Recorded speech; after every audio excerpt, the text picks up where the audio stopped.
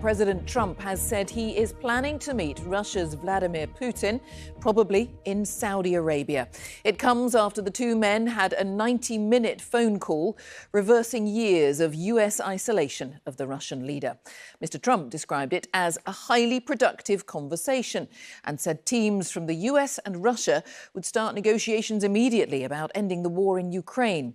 Donald Trump subsequently spoke on the phone to President Zelensky. At a press briefing in the last little while, President Trump denied freezing Ukraine out of this process.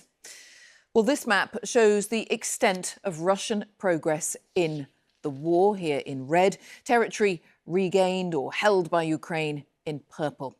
We are just days from the third anniversary of Russia's full-scale invasion of Ukraine.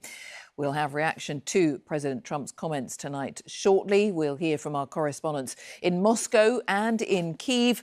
But our first report tonight is from our North America editor, Sarah Smith. Donald Trump and Vladimir Putin, not friends exactly, certainly not allies, but able to work together, like at the summit in Helsinki in 2018.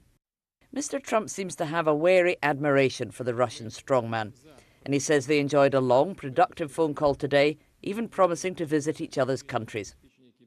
On social media, he posted, "We both agreed we want to stop the millions of deaths taking place in the war with Russia-Ukraine. There have actually been over 100,000 deaths, not millions." And he went on, "President Putin even used my very strong campaign motto of common sense. We both believe very strongly in it." That just raises so many questions. What does President Trump think a peace deal could actually look like? These negotiations are ongoing. I will allow the president to divulge any red lines that he may set. But I think as deals in the past have come to fruition, the president has proven one of the things that makes him a very effective negotiator is not revealing what he's anticipating from both sides. But he is at the forefront of these negotiations, in addition to the very qualified individuals who he's tasked with speaking to both President Putin and President Zelensky. Ukrainian President Volodymyr Zelensky was on the phone for an hour with Donald Trump. He said it was a meaningful conversation about the opportunities to achieve peace. President Trump won the election in places like Erie, Pennsylvania, in part because he promised to end the war in Ukraine and the money America spends aiding Ukraine's defence. We weren't in that war, and I hate to be selfish because I know everybody deserves help, but we technically are putting ourselves at risk helping them because it wasn't our fight to begin with. It's really hard to decide what we should do for Ukraine when there's so much hurt here and there's so much funding that our people need. So although we've always been the country bailing everybody out, I think at a certain point we need to kind of take a step back and see are our people hurting? The return last night of Mark Fogel, an American teacher just released from a Russian prison and welcomed to the White House, helped set the positive mood between the two nations. I want you to know that I am not a hero in this at all. And President Trump is a hero. It is all part of a carefully choreographed diplomatic dance, a rapprochement between Russia and America that must be deeply worrying to Ukraine. Well, we'll have more from Sarah in a while, but earlier today, the US Defense Secretary, Pete Hegseth, delivered an uncompromising message to Ukraine. He said the US didn't support Ukraine joining NATO and that a return to the country's 2014 borders was unrealistic. James Waterhouse sent this report from the capital, Kyiv. The heightening talk of peace has changed little in Kyiv. An all too familiar tragedy at dawn, after Russian missiles once more targeted Ukraine's capital, killing one and injuring four more. But the blows for Ukraine kept coming. At this conference centre in Brussels, America's new defence secretary laid out a blunt message from the White House. We want, like you, a sovereign and prosperous Ukraine. But we must start by recognizing that returning to Ukraine's pre-2014 borders is an unrealistic objective. That means Ukraine is going to lose land to Russia. The United States does not believe that NATO membership for Ukraine is a realistic outcome of a negotiated settlement. Instead, any security guarantee must be backed by capable European and non-European troops.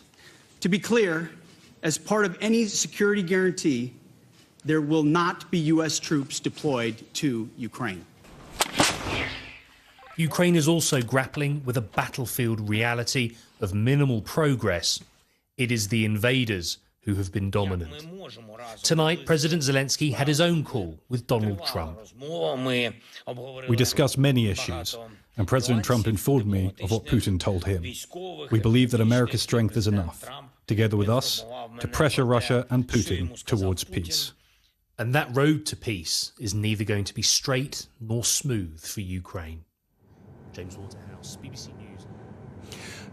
In 2022, when Ukraine put up the fight it did, many Ukrainians dared to believe that they could win this war. And no one, I think, believed that Donald Trump was really going to come into office and say to Ukraine, I'll give you everything you need to finish the task. It has been a bruising start to the long road to any kind of peace negotiation, but many here will feel there is plenty to play for. There is no detail yet on the level of American military support down the line. The White House is talking about sustaining a ceasefire. We may well see air defences continue to be delivered to the country, and those are the crumbs, those are the foundations for Ukraine to some kind of future, which will be alongside Russia. James, thank you. James Waterhouse there. Well, in a moment, we'll get the latest, as I say, from Sarah Smith in Washington. First, though, let's head to Moscow tonight and our Russia editor, Steve Rosenberg. So what will Vladimir Putin be making of all this tonight, Steve? Well, a single telephone call will not end the war in Ukraine. But this telephone call, I think Vladimir Putin will see very much as a diplomatic victory already. I mean, just think about it. 3 years ago, President Putin launched his full-scale invasion of Ukraine and put himself in the political wilderness. He was a pariah. You had thousands of international sanctions being imposed on Russia. You had the International Criminal Court issuing an arrest warrant for Vladimir Putin. You had Joe Biden calling Putin a murderous dictator. Fast forward to today, and you have a new American president who's more than happy to have a 90-minute telephone conversation with Vladimir Putin, who talks about wanting to work closely with Putin to end the war in Ukraine. And I think very much Vladimir Putin has got what he wanted. He's got the opportunity to negotiate on Ukraine directly with the United States. But the last thought, does Vladimir Putin actually want to negotiate? Is he serious about negotiations? Is he ready to make compromises? And I'll leave you with this thought from a very ultra pro-Kremlin newspaper this week, which had this assessment, which I think is quite honest. It said this: Russia is ready for talks, but on its terms. Essentially, the paper says, that is called an ultimatum. Steve, thank you. And let's head to Sarah in Washington. President Trump, Sarah, talking about talks immediately. What happens now? Yes, President Trump said he's optimistic that they might be able to organise a ceasefire sometime soon so that the fighting is paused at least whilst talks go on. And in the last few minutes, we have heard from him in the Oval Office in the White House. He was talking to reporters about the conversations that he'd had with Vladimir Putin and Volodymyr Zelensky today. Listen to this. We had a great call, and it lasted for a long time, over an hour this morning. I also had with President Zelensky a very good call after that. And I think we're on the way to getting peace. I think President Putin wants peace, and President Zelensky wants peace, and I want peace. I just want to see people stop getting killed. So we heard a little bit more detail from Donald Trump as he was questioned by reporters there. He says he thinks the first time that he'll actually meet Vladimir Putin is likely to be in Saudi Arabia, so he's obviously planning a trip there. He didn't say anything about any plans to meet with President Zelensky.